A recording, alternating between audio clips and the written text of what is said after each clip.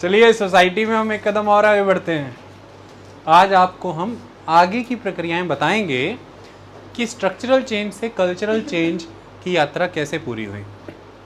पिछले भाग में हमने ये समझा था रुचिका कि कॉलोनियलिज्म के इम्पैक्ट से भारत में social, economic, political, structural changes आए, जिसकी वजह से हमने ये देखा कि उस स्ट्रक्चर का एक्सपीरियंस, उन स्ट्रक्चरल चेंजेस के जो एक्सपीरियंसेस हैं उनके प्रभाव जो भारतीयों पर पड़े, उसके तहत कई तरह की रिफॉर्म्स मूवमेंट आई, रिवाइवलिस्ट मूवमेंट आई। पैराडॉक्सेस जो स्ट्रक्चरल चेंजेस के तहत एक्सपीरियंसेस हुए, उन्हीं पैराडॉक्सेस ने कल्चरल चेंजेस को भी जन्म दिया। वो रिफॉर्म मूवमेंट्स, वो रिवाइवल मूवमेंट्स अपने आप में इसलिए महत्वपूर्ण थी क्योंकि वो मॉडर्न इम्पैक्ट से प्रभावित थी। और वहाँ पर जब हमने मॉडर्निटी का जिक्र किया तो मीनिंग मॉडर्निटी का ये था कि सबसे पहला कारण था फॉर्म्स ऑफ ऑर्गेनाइजेशंस, दूसरी सबसे महत्वपूर्ण चीज़ थी नेचर ऑफ आइडियाज़, और तीसरी सबसे महत्वपूर्ण चीज़ थी मोड ऑफ कम्युनिकेशन। अब वो चलो फर्स्ट सेकंड कुछ नहीं होता बेटा, ये कोई फर्स्ट सेकंड थर्ड क्लास थोड़ी ना है। Mode of communication, forms of organisation and nature of ideas, ये तीनों में कम्युनिकेशन, आइडियाज़, ऑर्गेनाइजेशन, कम्युनिकेशन के मोड, आइडियाज़ का नेचर, ऑर्गेनाइजेशन का ये जो फॉर्म है, ये सब मॉडर्निज़म से प्रभावित था। और ये मॉडर्निज़म अपने आप में कॉलोनियलिज्म का एक इम्पैक्ट था। तो इसके तहत हमने कल्चरल चेंज सारा समझा। अब हम आगे कल्चरल चेंज को पढ़ेंगे in different kind of social changes के वाया, जिसके तहत Sanskritisation, westernisation, modernisation and secularisation समझने वाले हैं। ये चार प्रक्रियाएं बहुत महत्वपूर्ण हैं। ये चारों की चारों प्रक्रियाएं सामाजिक परिवर्तन का कारण भी हैं और सामाजिक परिवर्तन का नतीजा भी है। इसमें से संस्कृताइजेशन जो है ये कॉलोनियलिज्म के पहले की प्रक्रिया है। ये है तो पहले की ही प्रक्रिया, पर जो कॉलोनियलिज्म के समय में वेस्टर्नाइजेशन, मॉडर्नाइजेशन और सेकुलराइजेशन होगा, उस तीनों पे प्रभाव संस्कृताइजेशन का है। मतलब सोसाइटी संस्कृताइज्ड थी, उस सोसाइटी में कॉलोनियल इम्पैक्ट के अंदर वेस्टर्नाइजेशन, मॉडर्नाइजेशन और सेकुलराइजेशन हुआ, तो ये अलग ही रूप का है। सपोज कीजिए कि कॉलोनियलिज्म के पहले कोई संस्कृताइजेशन ना हुआ होता, तो फिर सिंपली कॉलोनियलिज्म के समय में सोसाइटी के अंदर तीन प्रक्रियाएं हुई होती, एक वेस्टर्नाइजेशन, एक मॉडर्नाइजेशन और सेकुलराइजेशन, तो वो अलग तरह की होती फिर। पर क्योंकि पहले ही प्री कंडीशन थी सोसाइटी संस्कृताइजेशन से, इसलिए आगे की तीन प्रक्रियाओं का भी जो नतीजा निकला वो भिन्न निकला। इसलिए हम पहले संस्कृताइजेशन को पढ़ने जा रहे हैं, हालांकि ये प्री कॉलोनियल इम्पैक्ट के रूप में जाना जाता है। इसे आप कॉलोनियल इम्पैक्ट के रूप में मत देखिए, बट कॉलोनियलिज्म के जो इम्पैक्ट आएंगे वो बड़े डिस्टिंक्टिव कैरेक्टर के आए हैं। उसका कारण ये बनता है कि सोसाइटी प्री कॉलोनियल टाइम में संस्कृताइज्ड थी। ओके, सो आज हम चार प्रक्रिया पढ़ रहे हैं जिनसे समाज में परिवर्तन आएंगे, और समाज में आए परिवर्तन इन प्रक्रियाओं को जन्म भी देंगे आगे। इसके लिए यहाँ पर लिखा गया है different kind of social change. हम कल्चरल चेंज के अंदर इसको पढ़ रहे हैं। पहली प्रक्रिया है संस्कृताइजेशन। देखिए ये शब्द M.N. श्रीनिवास के द्वारा दिया गया है। किन के द्वारा दिया गया? श्रीनिवास। कौन थे ये? M.N. श्रीनिवास कौन थे? अपने पड़ोसी थे या कोई रहते थे मुगल सराय में? कौन थे? वेरी गुड, हमने पढ़ा है इसके इनके बारे में। गुड, तो हमने M.N. श्रीनिवास के बारे में अच्छे से पढ़ा है। याद करिए वो वाला लेक्चर जो मैंने पिछले जन्म में दिया था। आप भी उस पिछले जन्म में तैयारी कर रहे थे, है ना? इतना भूला बिसरा सा लगता है, पूर्व जन्म की बातें। वो तब पढ़ाया था M.N. श्रीनिवास के बारे में, याद कर लेना। ओके, इस जन्म में पिछले जन्म का सब याद कर लेना, फिर हो जाएगा सब। ये उन M.N. श्रीनिवास के द्वारा कंसेप्ट दिया गया है, दैट इज संस्कृताइजेशन। क्या बताना चाहते हैं सरल भाषा में? वो क्या बताना चाहते हैं? देखिए, समाज में मान लीजिए कि ब्राह्मण, क्षत्रिय, वैश्य और शूद्र, यह चार वर्ण हैं। यह वर्ण व्यवस्था की बात है। इस वर्ण व्यवस्था के बाहर, इस कास्ट सिस्टम के बाहर जो अवर्ण हैं यानी कि जो आउटकास्ट हैं उनको मान लीजिए कि दलितों की बात हो रही है। जब इस वर्ण व्यवस्था में आने वाले ऊपर के वर्ण जैसे कि ब्राह्मण या क्षत्रिय या वैश्य भी जोड़ सकते हैं आप इसके साथ, तो ब्राह्मण क्षत्रिय वैश्यों की अगर हम बात करें, इनके रीति रिवाज, इनके नियम, इनके सामाजिक क्रियाकलाप जैसे शादी विवाह से जुड़े हुए समारोह, पूजा पद्धति, विधि विधान, देवी देवता, धार्मिक स्थान, संस्थान, ये सब जो इनके हैं, इसको कॉपी करना, इसको इमिटेट करना या इन प्रक्रियाओं को जब अपना लेना निचली जाति के द्वारा जैसे कि दलितों के द्वारा, इसको कहा गया है एक संस्कृताइजेशन का प्रोसेस। ओके, जैसे कि आप मान लीजिए कि ब्राह्मण सूर्य नमस्कार करता है, सूर्य को जल अर्पण करता है, तो यह माना गया है कि ये एक पुराना एक मोड ऑफ वर्शिप है जिसके तहत ये जो रिचुअलिस्टिक प्रैक्टिस है कि जल लेकर के सूर्य को अर्पित करना है आपने, प्रमाणित ही है कि ये उच्च वर्ण की पूजा विधि है। ये उच्च वर्ण की पूजा विधि। इसको रिवर्स कर देते हैं लाइन, जो इस पूजा विधि की पालन करे वो उच्च वर्ण है। खत्म कहानी, है ना। मर्सिडीज तो हाई स्टेटस लोगों की गाड़ी है, हाई स्टेटस लोगों की गाड़ी मर्सिडीज है, ठीक है। हाई स्टेटस लोगों की गाड़ी क्या है? मर्सिडीज। ये सही बोला इन्होंने, हम तो देसी थे, मर्सिडीज पता नहीं क्या ही बोल रहे थे। और इसका मतलब मर्सिडीज अगर ले लेते हैं तो अपन क्या हो जाएंगे? High status, the best. यही है संस्कृताइजेशन। जैसे कि मंदिर जाना, मंदिरों में प्रवेश तो उच्च वर्ण को है, मंदिरों में प्रवेश तो उच्च वर्ण को है। जो मंदिर में प्रवेश कर रहा है वो उच्च वर्ण है, तो मंदिरों में प्रवेश करिए, उन देवी देवताओं की पूजा करिए, उन ग्रंथों को पढ़िए, उन वेदों का पाठ करिए। उच्च वर्ण यज्ञ करवाते हैं, यज्ञ करवाने वाला उच्च वर्ण है, तो यज्ञ करवाइए, उच्च वर्ण हो जाएंगे। मंदिरों में जाइए, उच्च वर्ण हो जाएंगे। वैदिक मंत्रों का जाप करिए, उच्च वर्ण हो जाएंगे। उन देवी देवताओं को पूजिए, उच्च वर्ण हो जाएंगे। पंडित की उपस्थिति में विवाह समापन होता है उच्च वर्ण के समाज में, तो विवाह पद्धति वो अपनाइए। दहेज की प्रथा अपना लीजिए, वो उच्च वर्ण है, क्योंकि पैसा देकर के लड़की लेने की प्रथा तो उच्च वर्ण की नहीं है। उच्च वर्ण तो कन्या को देने के समय उसके साथ कई तरह के आभूषण, वस्त्र और बहुत से उपहार देता है। हम भी वो देंगे, हम पैसा दे के लड़की लेने वालों में से नहीं हैं। तो यहाँ पे मैं आपको देवदास मूवी का एक सीन बताता हूँ। देवदास मूवी में दो घर हैं बगल बगल में, इधर शाहरुख खान का घर है, इधर ऐश्वर्या का। शाहरुख खान मने देव, ऐश्वर्या मने पार्वती। जो ऐश्वर्या राय का परिवार है, जो उनकी माता है, वो ये है कुछ कि वो नाचने गाने वाले परिवारों से आती है। और जो शाहरुख खान का परिवार है वो उच्च ब्राह्मण परिवार है, उनके पिता को सर की उपाधि मिली हुई अंग्रेजों से। तो ऐसे में पारो, ऐश्वर्या की माँ, सपने सजाती है कि देव यानी कि शाहरुख से पारो का विवाह होगा, क्योंकि दोनों बचपन से दोस्त हैं और प्रेम करते हैं। और देव अब अपनी पढ़ाई विदेश से पूरी करके वापस आ चुका है। तो पारो की माता रिश्ते का प्रस्ताव रख देती है देव के घर में।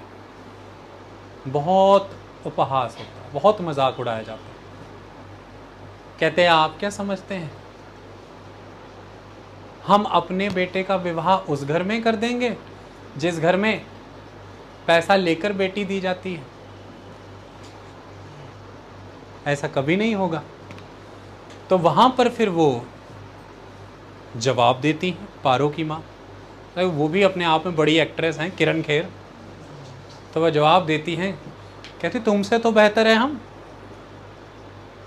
तुमसे तो बेहतर हैं कि तुम बेटी भी लेती हो और पैसा भी लेती हो। तुम बेटी भी लेती हो और पैसा भी लेती हो, हम बेटी दे करके पैसा लेते, तुम तो दोनों लेती हो। शर्म आनी चाहिए तुमको। आई बात समझ में? हम जब किसी की बेटी लेते हैं तो पैसा देते, तुमको ये अकल है? तो ये लड़ाई दिखाई गई है दो वर्णों की, दो समाजों की, देखनी चाहिए, है कि नहीं? तो अब कोई अगर अपने आप को इस स्टेटस से उस स्टेटस में लाना चाहता तो वो क्या कहेगा? नहीं नहीं, अब से हम ये नहीं करेंगे कि बेटी देने के लिए पैसा मांगना है, हम तो बेटी देंगे पूरे लाम लश्कर के साथ, पूरा दाज दहेज देंगे, समाज को पता लगे कि हमारा स्टेटस अपग्रेड हो गया है। Ideology, language, text, rituals, celebrations, festivals, practices, cloth, eating, everything वो फॉलो करना जो हायर वर्ण फॉलो करते हैं। ऐसा इसलिए करना कि आपका भी स्टेटस अपग्रेड हो जाए समाज में। ये है संस्कृताइजेशन का प्रोसेस। क्योंकि संस्कृत शब्द यहाँ पर इसलिए इस्तेमाल की गई है कवलजीत, क्योंकि वेद क्लासिकल संस्कृत में है। संस्कृत भाषा रिजर्व्ड लैंग्वेज थी, किनके लिए? सुपीरियर वर्ण के लिए। देवताओं की बोली है ये, देवताओं की भाषा है ये। और सुपीरियर वर्ण अर्थात यहाँ पर ब्राह्मण है, तो ब्राह्मणिकल ट्रेडिशन, ब्राह्मणिज्म, ब्राह्मणवाद के तहत जो भी प्रिविलेजेस हैं ब्राह्मणों को, अपर वर्ण को, जो भी उनके द्वारा निम्न वर्णों पर रिस्ट्रिक्शंस इम्पोज की गई हैं, जो भी बेनिफिट्स अपर वर्ण लेते हैं, तो इसलिए फिर आगे जा कर के, क्योंकि संस्कृत भाषा से ये शब्द संस्कृताइजेशन आ रहा है, तो समाज में क्षत्रिय अर्थात राजा वो पावर को कंट्रोल और रेगुलेट करता था। सुरक्षा देने का दायित्व क्षत्रिय का था। राजन क्षत्रिय ही वर्ण से आते थे। क्षत्रिय को प्रमाणित करने के लिए स्वयं को एक एलिजिबिलिटी क्राइटेरिया से होकर गुजरना पड़ता था, वह यज्ञ था। यज्ञ का मुख्य कस्टडियन और प्रोपेगेटर ब्राह्मण था। यज्ञ संपन्न नहीं होता था जब यज्ञ को वैदिक मंत्रों की विधि विधान से परिपूर्ण न किया जाए। और वैदिक मंत्र और वेद क्लासिकल संस्कृत से आते हैं, तो इसलिए समाज में एक बहुत महत्वपूर्ण स्थान ब्राह्मण का है, क्योंकि शिक्षा पर अधिकार उसका है, संस्कृत पर कंट्रोल उसका है, संस्कृत को वो पढ़ रहा है, समझ रहा है, इसकी वजह से ही वो एलिजिबल है यज्ञ करवाने के लिए, वो एलिजिबल है नए शोध करने के लिए, राजा को परामर्श देने के लिए पुरोहित के रूप में। वह शिक्षक भी है, वह ब्राह्मण है, वह पुरोहित है, वह पंडित है। सभी महत्वपूर्ण संस्थाएं जो समाज के लिए रीति रिवाज, नियम, परंपरा बना रहे हैं और उन्हें रेगुलेट कर रहे हैं, उसका कंट्रोल उस व्यक्ति के पास, उस वर्ग के पास, उस समाज के पास है जिसको कंट्रोल संस्कृत अर्थात वेदों पर है। इसलिए उस वर्ग से जुड़े रीति रिवाज, विधि विधान, अधिकार, प्रिविलेजेस को हम संस्कृताइज्ड प्रिविलेजेस और कम्युनिटी बोलते हैं। और जो भी उस एम्बिट में आना चाहता है, उस घेरे में एंटर होना चाहता है, वो फिर उन रीति रिवाज, विधि विधान, पद्धतियों की पालना करने लगता है। तो फिर वो अपने आप को कंसिडर करने लगता है कि अब मैं भी उसी वर्ण में, उसी प्रिविलेजेस में जा चुका हूँ। ये है प्रोसेस संस्कृताइजेशन। तो शब्द संस्कृताइजेशन क्यों यूज़ हो रहा है, मैंने आपको कारण बता दिया। ओके, पर्शियन भाषा के आधार पर अगर वेद होते तो ये पर्शियनाइजेशन होता, पर संस्कृत पर है तो ये संस्कृताइजेशन। अब जो लिखा है वो पढ़ के बताता हूँ।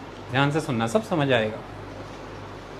Sanskritisation is the process by which a low caste और ट्राइब और अदर ग्रुप, चाहे वो लो कास्ट हो सकता है, दलित, या वो कोई जनजातीय समाज, बड़े स्तर पर जनजातीय समाज संस्कृताइज हुआ था एंशिएंट इंडिया के लास्ट समय में और मिडेवल इंडिया की बिगिनिंग में। बड़े स्तर पर पता क्या हुआ था, और बड़े स्तर पर विदेशी भी संस्कृताइज हुए हैं। बहुत बड़े स्तर पर ग्रीक, शका, पार्थियंस, कुषाण भारत आए नॉर्थ वेस्ट से।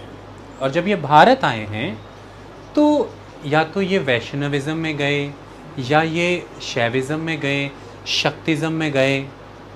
हम अभी बुद्धिज़्म की बात नहीं करते। तो इनमें जब ये गए तो इनको ये कहा गया कि आपकी भाषा, बोली, पहनावा, आचरण, रीति रिवाज, परंपराएं, अनुष्ठान, सामाजिक संबंध, रहन सहन बिल्कुल वैसा जैसा संस्कृताइज्ड कास्ट का होता है।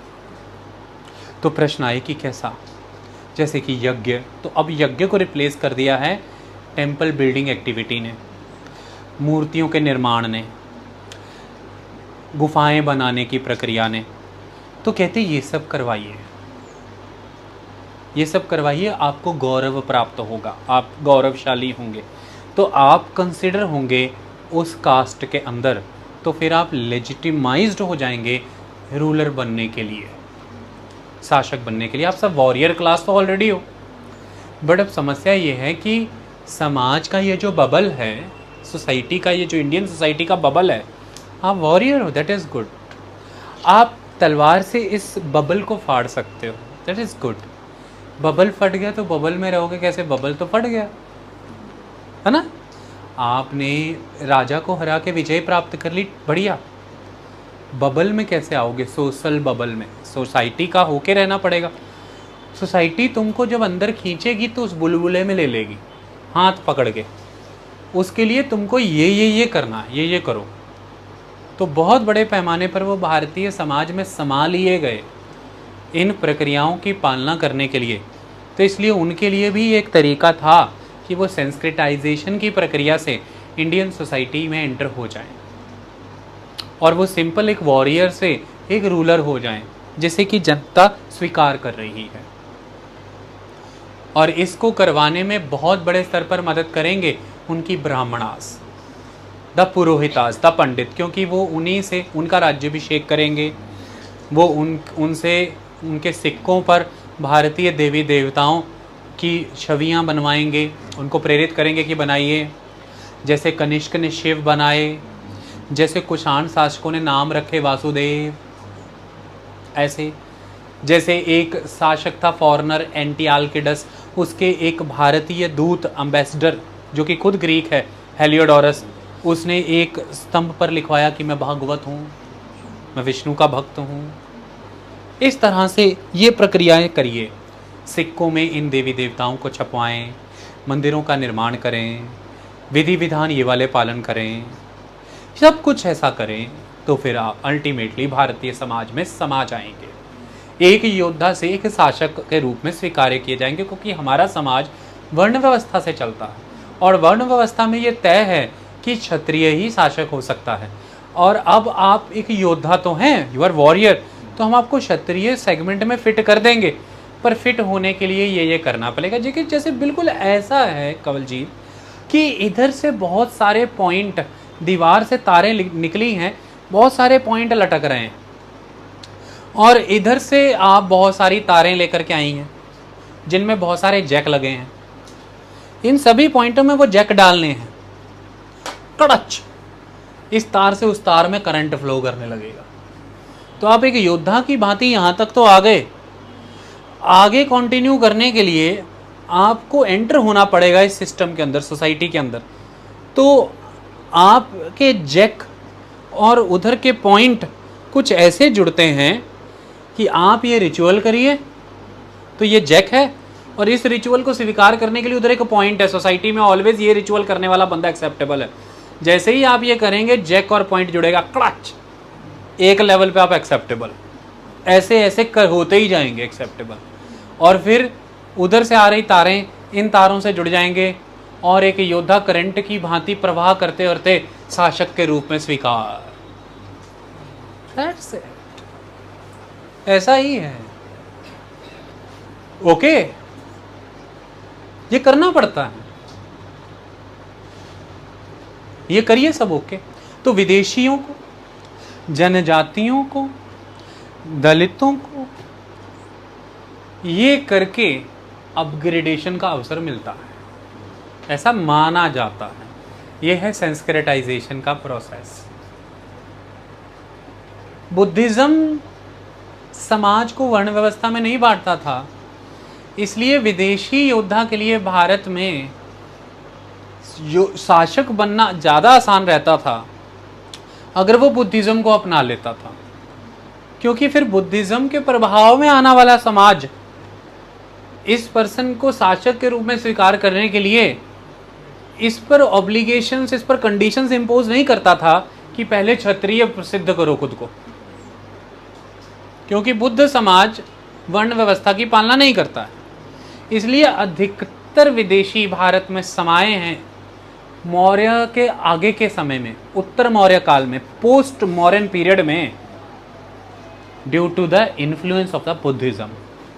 इसलिए बुद्धिज्म के प्रभाव ने सहज बनाया बड़े स्तर पर विदेशियों को भारतीय होने में।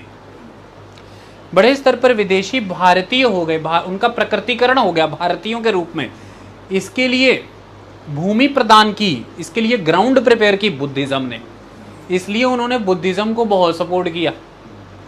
इसलिए उनमें से कई शासक बुद्धिस्ट हो गए, जैसे मिनांडर। आगे जाकर के मिलिंद पन्हो नाम की पुस्तक के तहत उसका जिक्र मिलेगा, मिलिंद हो जाएगा वो, मिनांडर से मिलिंद हो जाएगा, तो मिनांडर। और इसलिए चाहे कुषाण शासक भी रहे, कनिष्क भी रहा है,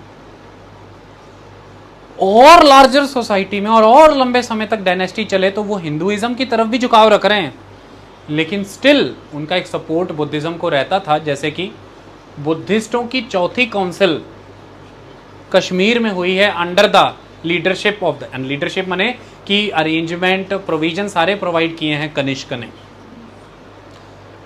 जबकि कनिष्क के सिक्कों पे शिव नजर आते।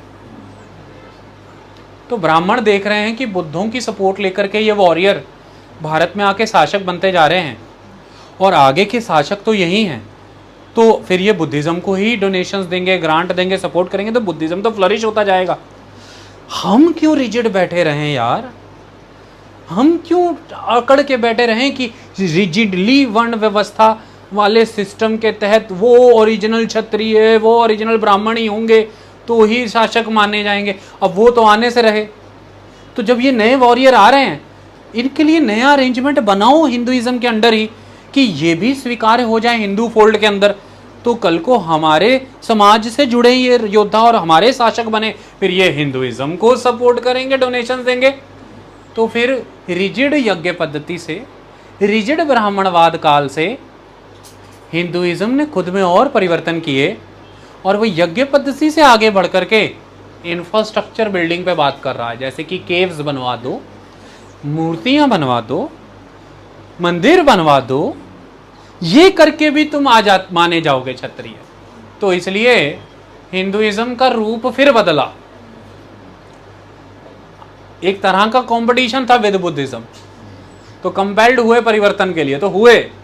और फिर बड़े पैमाने पे योद्धाओं ने कहा कि इट्स फाइन, हमें तो एंटर होना इंडियन सोसाइटी में, आपका सिस्टम हमें बड़ा रिजिड लगा, ब्राह्मण क्षत्रिय वैश्य शूद्र, हम कहीं सेट हो नहीं रहे हैं, अब आपने कंफर्टेबल कर दिया है, तो we will enter into the Hinduism, हम I will call myself Param Bhagavat. कहते इट्स फाइन देन, आओ फिर चलो। तो दैट्स इट। इस तरह से संस्कृताइजेशन उनको भारतीय बनाता चला गया। ओके, ये एक प्रक्रिया। इंग्लिश में जो लिखा है वो समझ लीजिए, वो आप अदर